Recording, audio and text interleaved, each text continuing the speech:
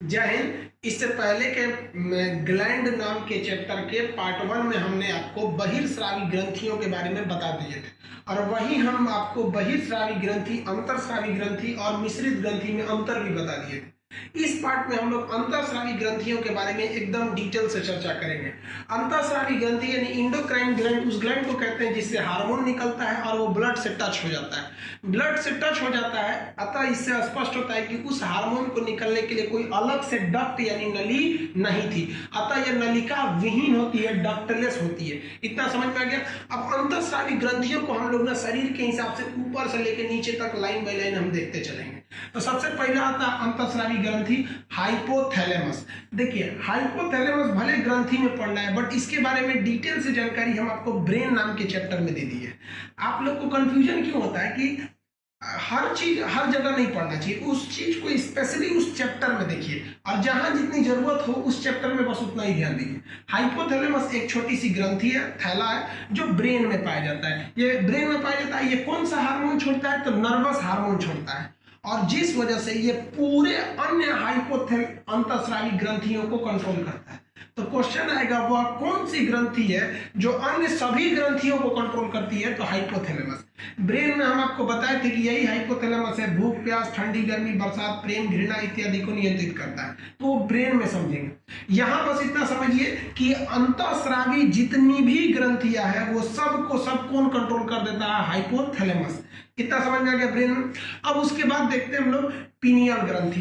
देखिए, ये दोनों आंख के बीच में शंकर जी की जहां तीसरी आंख है ना, उसी के जस्ट वहीं पे अगर हम ऐसे अगर यहाँ से छेद के अंदर घुसे 1 इंच, तो वहां पर मिलेगा एक छोटा सा ग्रंथि, पीनियल ग्रंथि।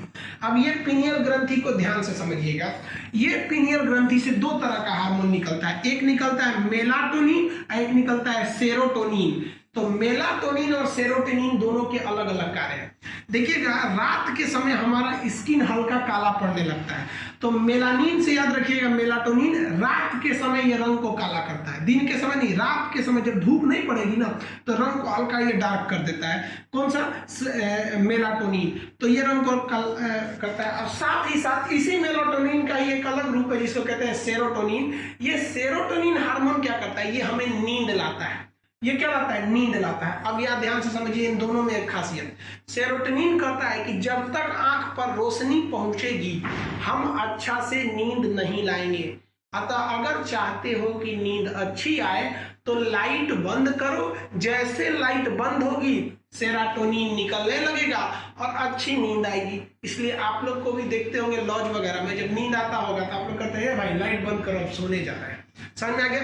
अब इसकी एक और खासियत समझिए। छोटे बच्चों में पीनियल ग्रंथि अधिक सक्रिय होती है। कहेगा ये किसमें ज्यादा सक्रिय होती है? तो छोटे बच्चों में। अब ये ज्यादा सक्रिय होगी तो ज्यादा नींद लाएगी, इसलिए छोटे बच्चों को देखिएगा नींद बहुत आता है। छोटा बच्चा को नींद लाना रहेगा ना, तो उसकी माँ दिखेगा गोद में लेके, बाबू सो जा सो जा सो जा, धर धर धर उसका सर हिलाइए, पीट दीजिए, तो उसका पीनियल ग्रंथि उसको नींद ले आ देगा। सो सो सो सो। ये छोटे बच्चों में। जैसे जैसे हमारी उम्र बढ़ती है ना, ये पीनियल ग्रंथि उतना अच्छा से काम नहीं करता, इसलिए छोटे बच्चे को ज्यादा नींद आएगा। थोड़ा और उम्र बढ़ेगा तो थोड़ा सा नींद कम होगा। अभी आप लोग को नींद ज्यादा लगता होगा, अपने घर में देखिएगा दादा बाबा लोग, उन लोग को बहुत कम नींद आती है। तो समझ गए, पीनियल ग्रंथि बच्चों में काम करता है, उसको हिला दीजिएगा सो जाएगा। हम लोग में उतना अच्छा काम नहीं करता है। पता चला नींद आ रहा है, कोई आगे कहते हैं बाबू सो जा सो जा, 2 झापड़ आदमी उठ को दे देगा सजरा को, नहीं क्या डिस्टर्ब कर रहा है। अब वही छोटा बच्चा को देखिए ना, पीट दीजिएगा बाबू बाबू सो जा, तो सो जाता है।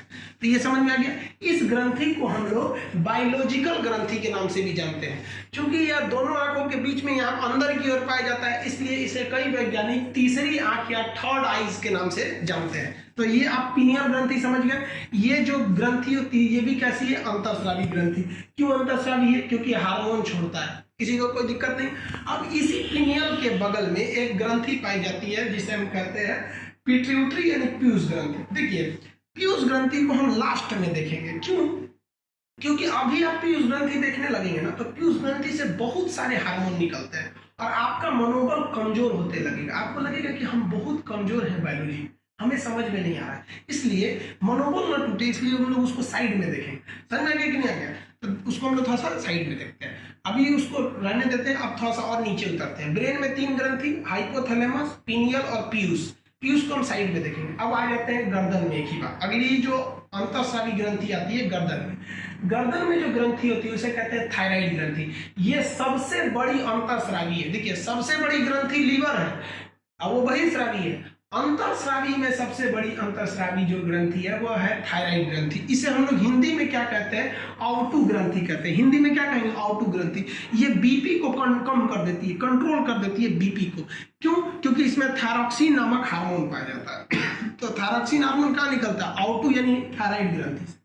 ये किस चीज का बना होता है ये थायरॉक्सिन हार्मोन, तो इसमें टायरोसिन पाया जाता है और आयोडीन। आप इसको तो बहुत अच्छे से जानते होंगे आयोडीन को। अब टायोसिन भी होता है, याद रखिएगा। टायोसिन और आयोडीन दोनों जरूरत होती है थायरॉक्सिन बनाने के लिए। अब इस थायराइड ग्रंथि में 3 बीमारियां होती है, याद रखिएगा, जिसे आप सबसे ज्यादा जानते हैं ग्वाइटर यानी घेंगा। इस आयोडीन की कमी या टायोसिन की कमी से ये घेंगा हो जाएगा, इतना बड़ा गर्दन फूल जाएगा, ये घेंगा नाम का रोग हो जाता है आयोडीन की कमी से। कहेगा घेंगा यानी ग्वाइटर यानी घेंगा में कौन सी ग्रंथि प्रभावित होती है, तो आउटू यानी थायराइड ग्रंथि। इतना समझ गए। दूसरी बीमारी क्रिटिसिज्म होता है। क्रिटिनिज्म, क्रिटिनिज्म कौन सी बीमारी होती है, देखिए इसको याद कैसे रखें, क्रिटिसाइज से याद रखें। क्रिटिनिज्म ये बच्चों में पाया जाता है। अगर ये बच्चों में टायोसिन या आयोडीन की कमी हो गई तो कोई जरूरी नहीं है कि घेंगा ही हो, वो क्रिटिनिज्म भी हो सकता है। इससे बच्चों की बुद्धि कम हो जाती है। देखिए कोई बच्चा एकदम शांति से बना रहेगा, चुपचाप, ज्यादा बोलेगा नहीं, एकदम चुपचाप मन में आके बैठल है, तो क्रिटिसिज्म हो जाता है। और एक सबसे खतरनाक हो जाता है, अगली जो बीमारी खतरनाक हो जाती है, मैक्सोडेमा नाम की बीमारी। ये मोटापा के लिए हो जाता है। इसमें क्या होता है, मांस फूलने लगता है, आदमी एकदम मोटा आ जाता है, एकदम भयानक। ये महिलाओं में ज्यादा हो जाता है ये बीमारी। तो इससे क्या हो जाता है, आदमी मोटा आके एकदम समियाना टाइप का हो जाता है, एकदम थल हो जाएगा, एकदम भयानक टाइप का। तो वही देखेंगे ना, थायराइड से आदमी अजीब डिजाइन से मोटा हो जाता है। तो ये 3 प्रमुख बीमारियां होती है। तो अंतःस्रावी ग्रंथि देखिए ब्रेन में कितना, 3। कौन कौन, हाइपोथैलेमस, पीनियल और पिट्यूटरी। पिट्यूटरी को हम समझाएंगे। ये हो गया थायराइड। अब इसी थायराइड ग्रंथि के पीछे छोटा छोटा ग्रंथि होती है, छोटी सी दाल के बराबर, चने के दाल के साइज की ग्रंथि होती है, जो इसी थायराइड का भाई है, उसी के पीछे। उसे हम कहते हैं पाराथायराइड। पारा मतलब पाराथायराइड, उसे हम पारा आउटू कहते हैं। इससे एक ही क्वेश्चन ज्यादा पूछता है कि वह कौन सी ऐसी ग्लैंड है जो पीयूष ग्रंथि के कंट्रोल के बाहर है। तो इस पर पीयूष ग्रंथि का कंट्रोल नहीं रहता है, ये पीयूष ग्रंथि के हिसाब से नहीं चलती है। इससे कौन सा हार्मोन निकलता है, तो देखिए थायराइड से निकला थायरॉक्सिन, तो पाराथायराइड से निकलेगा पाराथायरॉक्सिन हार्मोन निकलेगा। और ये शरीर में कैल्शियम और फास्फोरस की मात्रा को नियंत्रित करता है। ये नहीं रहेगा तो कैल्शियम की कमी हो जाएगी हमारे शरीर में। तो ये चौथा आप समझ गए अंतःस्रावी ग्रंथि। अब एक और समझते हैं थाइमस ग्रंथि। ये क्वेश्चन एलडीसी में क्वेश्चन पूछा था कि वक्ष मतलब होता है छाती, उदर मतलब होता है पेट, वक्ष गुहा में कौन सी ग्रंथि पाई जाती है, तो कौन सी ग्रंथि, थाइमस ग्रंथि। हम लिख देते हैं कहाँ पाया जाता है, वक्ष में पाया जाता है, यानी छाती में पाया जाता है पीनियल थाइमस ग्रंथि। याद रखिएगा इसका बड़ा महत्वपूर्ण काम है। ये प्रोटीन बनाता है और लिम्फोसाइट बनाता है। प्रोटीन हमारे शरीर में वृद्धि में मदद करता है और लिम्फोसाइट बीमारियों से रक्षा करता है। लेकिन ध्यान रखिएगा ये जो थाइमस ग्रंथि है ना, ये 15 साल की उम्र के बाद काम नहीं करता है। इसलिए आप देखे होंगे कि छोटा बच्चा जो होता है 15 साल से कम का होता है, वो खाना पीना कहीं नहीं करता है। नाश्ता करेगा 11 बजे, खेल के आएगा, उसकी मम्मी पीटेगी, नाश्ता क्यों नहीं किया, ये नहीं किया। अरे भाई उसकी मम्मी को क्या पता कि उसके अंदर अभी थाइमस ग्रंथि काम कर रहा है। जो खाना से आप प्रोटीन दीजिएगा वो प्रोटीन उसको खुद ही मिल जा रहा है। और छोटा बच्चा को देखिएगा कबाड़ में खेलेगा, इधर घूमेगा, और देखिए छोटा बच्चा सबको एकदम छोटे रहता है, कुछ भी उठाकर ऐसे मुंह में डाल लेगा, बीमार नहीं पड़ता है। क्यों? क्योंकि उसका थाइमस ग्रंथि उसमें लिम्फोसाइट बना रहा होता है। अब वही जब बड़े होइएगा, हम और आप या बूढ़े लोग, उनमें थाइमस ग्रंथि अब काम नहीं कर रही है, अब वो जल्दी बीमार पड़ेंगे और उनको प्रोटीन भी नहीं बनेगा, उनको ज्यादा खाने की भी जरूरत होती है। तो ये समझ में आ गया आप लोग को, इतनी ग्रंथियां। अभी और भी अंतःस्रावी ग्रंथि है। तो अभी यहाँ पे आप जब तक इनका ये 5 का आप स्क्रीनशॉट लीजिए, फिर हम अभी समझाते हैं कि अन्य अंतःस्रावी ग्रंथियों के बारे में। 5 तो आपको अंतःस्रावी ग्रंथि बता दिए। अब 6वां समझिए, एड्रीनल ग्रंथि। एड्रीनल ग्रंथि को हम हिंदी में अधिवृक्क कहते हैं। यह वृक्क यानी किडनी के ठीक ऊपर होता है। जब हम आपको उत्सर्जन यानी किडनी बढ़ा रहे थे तब हम आपको अधिवृक्क के दिखाए थे कि वो कहाँ होता है। किडनी के ऊपर भी ये चिपका रहता है एड्रीनल ग्रंथि। इसे हम लोग 4S या 3F टेक्निकल नाम से जानते हैं। अब इसका हम वर्क समझते हैं, ध्यान से समझिएगा। एड्रिनल ग्रंथि से एक हार्मोन निकलता है जिस हार्मोन को कहते हैं एड्रिनलिन हार्मोन। ये नाम याद रखना है, बहुत सिंपल है। एड्रिनल ग्रंथि, एड्रिनलिन हार्मोन। यह हार्मोन तभी निकलता है जब हम बहुत इमरजेंसी केस में फंस जाए, किसी का एक्सीडेंट देख ले, या कोई हमें मारने आ जाए, या एकदम भयानक गुस्सा आ जाए, या बहुत टेंशन में आ जाए, तभी ये निकलता है। इससे बीपी ना एकदम भयानक तेज हो जाता है। बीपी क्या हो जाता है? बढ़ जाता है। याद करिए, थायराइड से बीपी घट जाता है। ये बीपी को क्या करता है? बढ़ा देता है, एकदम भयानक। आदमी दांत खिंचाने लगता है। और जिससे एड्रेनलिन निकल गया, इतना गुस्सा में आ जाएगा ना, अब मारेगा एक झापड़ तो दिन में तारा दिख जाएगा। इसीलिए इसे कहते हैं फाइट, यानी मारो, एंड फ्लाइट, उड़ जाओ, भाग जाओ, तो लड़ो उड़ो हार्मोन कहते हैं। यानी जब ये एड्रेनलिन निकलेगा ना, तो देखते होंगे कभी कभी गुस्सा में आदमी मारता है ना, गुस्सा समझते हैं ना, बिखिया के एकदम खीस में एक झापड़ देगा ना, दांत निकल जाएगा बाहर। कौन से हार्मोन की वजह से? एड्रेनलिन की वजह से। एड्रिनल ग्रंथि से कहाँ पाया जाता है? किडनी में। समझ आ गया? इमरजेंसी ग्लैंड किसे कहते हैं? एड्रेनलिन। 4S या 3F इसी को कहते हैं लड़ो उड़ो। लड़ो मतलब फाइट, उड़ो मतलब flight. Fight and flight hormone. ना समझ में आ गया? अब हम लोग 7वां समझते हैं, बहुत इंपॉर्टेंट है ये, इसको याद रखिए।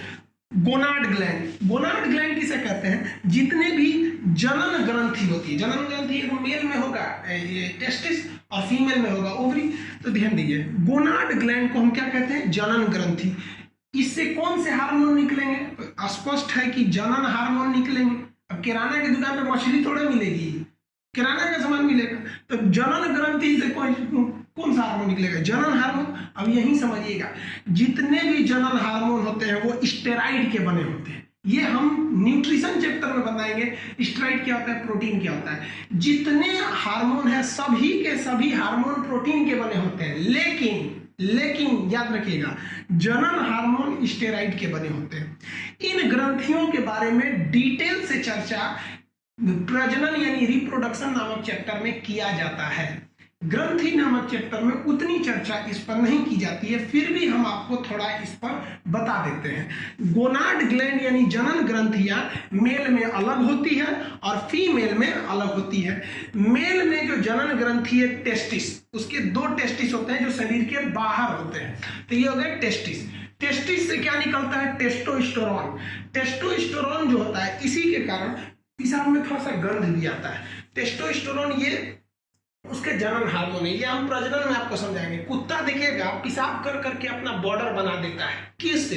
क्योंकि उसके पेशाब में टेस्टोस्टेरोन ज्यादा रहता है। मेल के पेशाब में भी टेस्टोस्टेरोन ज्यादा रहता है। फौजी जब सोते हैं ना, तो चारों ओर जंगल में ना पेशाब कर देते हैं ताकि कोई जंगली जानवर ना आए। किस हार्मोन की वजह से? टेस्टोस्टेरोन की वजह से। कुत्ता कभी कभी रात में ना मोटरसाइकिल पर पेशाब कर देता है और बॉर्डर बना देता है कि भैया ये मेरा एरिया है। सुबह बेचारा मोटरसाइकिल वाला आया, मोटरसाइकिल लेके चला गया। अब दूसरे के एरिया में घुसेगा तो कुत्ता सुनेगा, अरे दूसरा कुत्ता का गंध आ रहा है, अब वो मोटरसाइकिल को दौड़ा देता है। लोगों को लगता है इससे जो हमारा मोटरसाइकिलिया से क्या लगा है इसको, फिर मोटरसाइकिलिया पे कोई कुत्ता पेशाब किया हुआ है। समझा क्या? कुत्ता एक एरिया से दूसरे एरिया में नहीं जाते हैं। कुत्तों के दुनिया में रोमिंग नॉट अलाउड, वो लोग रोमिंग का चार्ज लेता है। ये मेल का पहला हो गया टेस्टोस्टेरोन, और दूसरा स्पर्म होता है जो प्रजनन में मदद करता है। फीमेल की बात करेंगे तो फीमेल में ओवरी भी 2 होती है। जिस तरह से मेल में 2 टेस्टिस होते हैं, उसी तरह फीमेल में 2 ओवरी होती है। समझ में आ गया? 2 ओवरी कमर के पास होगी यहाँ पे, तो 2 ओवरी होती है। इन ओवरी से 3 हार्मोन निकलेंगे। अब ध्यान से समझिए, एस्ट्रोजन हार्मोन। एस्ट्रोजन हार्मोन ये मेंस्ट्रुएशन साइकिल यानी पीरियड के निर्माण में मदद करता है, ओवम के निर्माण में मदद करता है। प्रोजेस्टेरॉन, नाम से स्पष्ट है, प्रोजेस्टेरॉन ये प्रोटेक्ट करेगा। प्रोटेक्ट मतलब बचाव करेगा। माँ के पेट में जब बच्चा आ गया है ना, तो बच्चे की रक्षा करेगा, उसे 9 महीने तक संभल के रखेगा। और यही प्रोजेस्टेरॉन कभी कभी कम हो जाता है ना, तो देखेंगे बच्चा 2 महीना पे हो जाता है, मर जाता है, तो बोलते हैं बच्चा नुकसान हो गया। क्यों नुकसान हो गया? क्योंकि उसको प्रोटेक्ट करने वाला प्रोजेस्टेरॉन नहीं था या कम पड़ गया था। समझ में आ गया? किसी को कोई दिक्कत नहीं। और वही कभी कभी प्रोजेस्टेरॉन कम होता है तो कोई लड़का ना 7 महीना में पैदा हो जाता है। 7 महीने में पैदा होगा तो इसे मिर्कुचा हो जाएगा, इसे तो लोग बोलते हैं सतवासल है ससुराली। समझ आ गया? अब देखिए रिलैक्सिन क्या होता है। जब बच्चा पैदा होता है तो माँ के गर्भ से वो नॉर्मल डिलीवरी होने के लिए रिलैक्सिन नामक हार्मोन होता है जो मांसपेशियों को फैला देता है। तो ये है रिलैक्सिन हार्मोन। यही रिलैक्सिन हार्मोन नॉर्मल डिलीवरी में मदद करता है। अगर ये रिलैक्सिन हार्मोन कम पड़ जाए तो नॉर्मल डिलीवरी नहीं होगा। समझ में गया? आजकल इसका कुछ डॉक्टर भी मिसयूज करते हैं। वो उस महिला को सारी दवाइयां देते हैं, गर्भवती महिला को, और एक ऐसी भी दवा दे देते हैं ना जो रिलैक्सिन हार्मोन बनने ही नहीं देता है, और उस महिला से कह देते हैं कि ये वाली दवा टाइम से खाना। अब उस ससुरी उसी दवाइया को एकदम चाव से खाती है, खो ससुरी। अब उससे क्या हो जाता है कि रिलैक्सिन हार्मोन बनेगा नहीं, अब उसका नॉर्मल ऑपरेशन नहीं होगा, नॉर्मल से डिलीवरी होगी नहीं, ऑपरेशन करना होगा।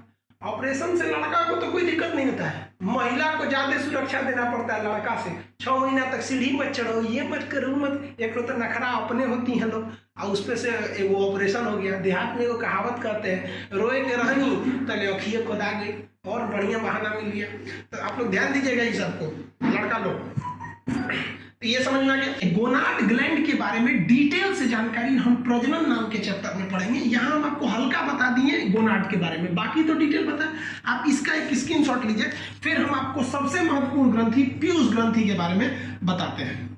देखिए, गोनाड ग्लैंड तक आप 7 ग्रंथियां देख ली। अब सबसे महत्वपूर्ण अंतःस्रावी देखते हैं हम लोग, कौन सा? 8वां नंबर। देखिए, ऐसे तो ये हमको ब्रेन में ही पढ़ लेना था, बट देखिए इतना ज्यादा काम है ना पिट्यूटरी का, इसलिए इसको साइड में रखे, बड़ा चीज को साइड में निपटा लेना। तो हम समझते हैं पिट्यूटरी ग्लैंड, यानी हम पीयूष ग्रंथि को कहते हैं। पीयूष ग्रंथि जो होता है ना, ये ब्रेन के एकदम नीचे होता है। जैसे जैसे पीयूष ग्रंथि रखा हुआ है और उसी के ऊपर ब्रेन रखा हुआ है, तो हम ये कह सकते हैं कि ब्रेन के एकदम बेस में, यानी आप आधार में कहिए या उसके तल में कहिए, ये रखा रहता है। इसका वजन मात्र 0.6 ग्राम होता है। यह बहुत ही छोटी ग्रंथि है, बहुत छोटी अंतःस्रावी ग्रंथि है। इतना तो पता ही कि ये अंतःस्रावी है, ये सब छोटी। देखिए, इससे भी एक छोटी होती है पीनियल ग्रंथि। पीनियल ग्रंथि पीयूष ग्रंथि से भी छोटी होती है, बट ऑप्शन में अक्सर देता है सबसे छोटी ग्रंथि कौन सी है, तो पीनियल ऑप्शन में नहीं रहता है तो पीयूष आदमी लगा देता है। तो देखिए, ये पीनियल ग्रंथि इससे भी छोटी होती है। ये पूरे बॉडी को कमोबेश कंट्रोल करती है, लगभग ये पूरी बॉडी को कंट्रोल कर देती है, इसलिए इसे मास्टर ग्रंथि कहते हैं। आप बताइए, क्या यह पारा आउटू यानी पाराथायराइड को कंट्रोल कर पाती है? नहीं, लेकिन ये सबको कंट्रोल कर देती है, इसलिए इसे मास्टर ग्रंथि कहते हैं। और ये हो गई मास्टर ग्रंथि। इसका मतलब हम ये कह सकते हैं कि सभी ग्रंथियों का यह बाप है पीयूष ग्रंथि। अब याद कीजिए, तो अगर ये पीयूष ग्रंथि बाप है तो दादा कौन है? हाइपोथैलेमस। वो पूरी की पूरी पीयूष ग्रंथियों को कंट्रोल करता है, तो ग्रंथियों का बाप पीयूष ग्रंथि, और ग्रंथियों का दादा कौन सा? वो आपका हाइपोथैलेमस। और हाइपोथैलेमस को कौन कंट्रोल करता है? ब्रेन। तो ग्रंथियों का परदादा हो जाएगा ये ब्रेन, इसलिए ब्रेन को सुरक्षा देना जरूरी है। इसलिए हेलमेट नहीं पहनिएगा ना तो पुलिस बहुत मार मारती है, फाइन भी लगाती है कि परदादा को सुरक्षा दो। तो देखिए ध्यान से, अब ये पीयूष ग्रंथि से ना अलग अलग टाइप के हार्मोन निकलते हैं। बेसिकली 4 टाइप के निकलते हैं, हम उन चारों को देखते हैं। सबसे पहला होता है TSH, थायरॉक्सिन स्टिमुलेटिंग हार्मोन। जब कभी भी शरीर में थायरॉक्सिन की कमी होती है तो ब्रेन जो होता है कौन सा हार्मोन छोड़ता है? TSH, thyroxine stimulating hormone. क्यों छोड़ता है? जब शरीर में थायरॉक्सिन की कमी होती है तो ये इसे छोड़ देता है, ताकि थायरॉक्सिन की जरूरत पूरी हो सके। समझ में आ गया आप लोग को? तो थायरॉक्सिन बनाने के लिए थायराइड को उत्तेजित करता है। अब दूसरा आता है STH। STH का होता है सोमेटोट्रोपिक। कौन सा? सोमेटोट्रोपिक हार्मोन। ये हमारी वृद्धि को नियंत्रित करता है। अगर ये ससुरा ज्यादा निकलेगा तो भीम का शरीर हो जाएगा, इसको जाइंटिज्म कहते हैं। जाइंट क्वेश्चन भी पूछा हुआ है, जाइंटिस बीमारी किससे होती है? तो STH हार्मोन से। खली का शरीर देखे ना, WWF वाला ग्रेट खली, भयानक है एकदम वहां पे। किसकी वजह से? STH की वजह से। किसी में ये STH बहुत कम निकलता है तो उसका शरीर एकदम ठेमरा जाता है। देहात में बोलते हैं ना, बौना हो गया, सर्कस में जाएगा, ठेमरा गया, बंठा हो गया, एकदम बौना हो जाता है, वो शॉर्ट शरीर हो जाती है उसकी। किसकी वजह से? STH हार्मोन की वजह से। समझ आ गया? इसी पीयूष ग्रंथि से जो तीसरा हार्मोन है LTH, लैक्टोजेनिक हार्मोन। यह लैक्टोजेनिक हार्मोन, ये लैक्टोजेनिक हार्मोन क्या करता है बाबू? ये दूध के निर्माण में मदद करता है। याद रखिएगा, बहुत इंपॉर्टेंट क्वेश्चन। दूध के निर्माण में कौन मदद करता है? तो लैक्टोजेनिक हार्मोन। इसे प्रोलैक्टिन हार्मोन के निर्माण में कौन मदद किया? LTH hormone. LTH हार्मोन को प्रोलैक्टिन हार्मोन भी कहते हैं। कौन सा हार्मोन? प्रोलैक्टिन हार्मोन के नाम से भी जानते हैं। समझ आ गया? देखिए बाबू, दूध बनाया कौन? माँ के स्तन में दूध बनाता कौन है? ये आपका प्रोलैक्टिन हार्मोन या एलटीएच हार्मोन। लेकिन देखिए गाय भैंस को भी आप देखिएगा दूध दूहने में कितना तकलीफ होता है। अगर आप दूध दुहिएगा तो बहुत मेहनत लगता है उसको दूहने में। तो गाय का बच्चा कैसे दूध पी पाएगा? तो एक दिन का बच्चा में उतनी शक्ति होती है? नहीं होती है। इसीलिए दूध को स्तन से आराम से निकाला जा सके, इसके लिए एक हार्मोन होता है ऑक्सीटोसिन हार्मोन। ये दूध को स्रावित कर देता है, बाहर आराम से निकाल लेता है। इसलिए 2 दिन का बच्चा भी ना आराम से दूध पी सकता है। किसके वजह से? ऑक्सीटोसिन की वजह से। अब जानवरों को देखिएगा ना, मानव इतना निर्दयी हो जाता है ना कि गाय भैंस को ना ऑक्सीटोसिन का हार्मोन का इंजेक्शन लगा देता है। गाय जो होती है अपने बच्चे के लिए दूध को थन में ना रोक लेती है कि मेरे बच्चे के लिए, अपने बच्चे के लिए। लेकिन आदमी से बढ़कर दलित, उसी का तो नतीजा है सब कोरोना। हम लोग ने प्रकृति पे कम अत्याचार किए हैं, तो पर अत्याचार का ही ये नतीजा है कोरोना। हम लोग गाय भैंस को ना थन में ऑक्सीटोसिन का इंजेक्शन लगा देते हैं। अब वो ऑक्सीटोसिन क्या करता है? दूध का स्राव कर देता है। तो देखिए दूध बनाने के लिए एलटीएच या प्रोलैक्टिन और दूध को बाहर निकालने के लिए शरीर के ऑक्सीटोसिन निकालना चाहिए। हालांकि इस पर सरकार ने बैन लगाया है, लेकिन क्या फर्क पड़ता है, लोग अपना वाला करते हैं। अब इसी पीयूष ग्रंथि से एक 5वां टाइप का जो हार्मोन निकलता है उसे कहते हैं वैसोप्रेसिन हार्मोन। वैसोप्रेसिन हार्मोन क्या करता है? पेशाब की सांद्रता को नियंत्रित करता है। अगर ये ज्यादा होगा तो पेशाब बहुत गाढ़ा हो जाएगा, शांत हो जाएगा और पेशाब करने में ना जलन होने लगेगी। और अगर ये कम हो गया तो फिर पेशाब एकदम पतला हो जाएगा और शरीर से ज्यादा ही पानी निकल जाएगा, बॉडी का पूरा पानी निकल जाएगा। तो वैसोप्रेसिन हार्मोन समझ में आ गया। तो ये पीयूष ग्रंथि से कितने प्रकार के हार्मोन? 5 तरह का। आप बताइए, टीएसएच थायराइड को, एसटीएच पूरे शरीर की वृद्धि को ज्यादा निकल गया तो क्या हो जाएगा? जाइंटिनिज्म हो जाएगा। और देखिए ध्यान से, एलटीएच दूध बनाता है, इसका दूसरा नाम क्या होता है? प्रोलैक्टिन। ये दूध बनाएगा और दूध को निकालेगा कौन? Oxytocin hormone. समझ में आ गया। और वैसोप्रेसिन पेशाब की मात्रा को नियंत्रित करता है। किसी को कोई दिक्कत नहीं। अब आप कहिएगा कि दूध बनाने का काम ब्रेन से हो रहा है, दूध को स्रावित करने के लिए ब्रेन से हो रहा है, तो फिर स्तन क्या करता है? स्तन केवल दूध को स्टोर करने का काम करता है, इससे ज्यादा कुछ नहीं। तो ये आप अंतःस्रावी ग्रंथि समझ गए। अब इस वीडियो में अंतःस्रावी ग्रंथि, नेक्स्ट वीडियो में हम आपको मिश्रित ग्रंथि बता देंगे। आप इसका एक स्क्रीनशॉट ले लीजिए।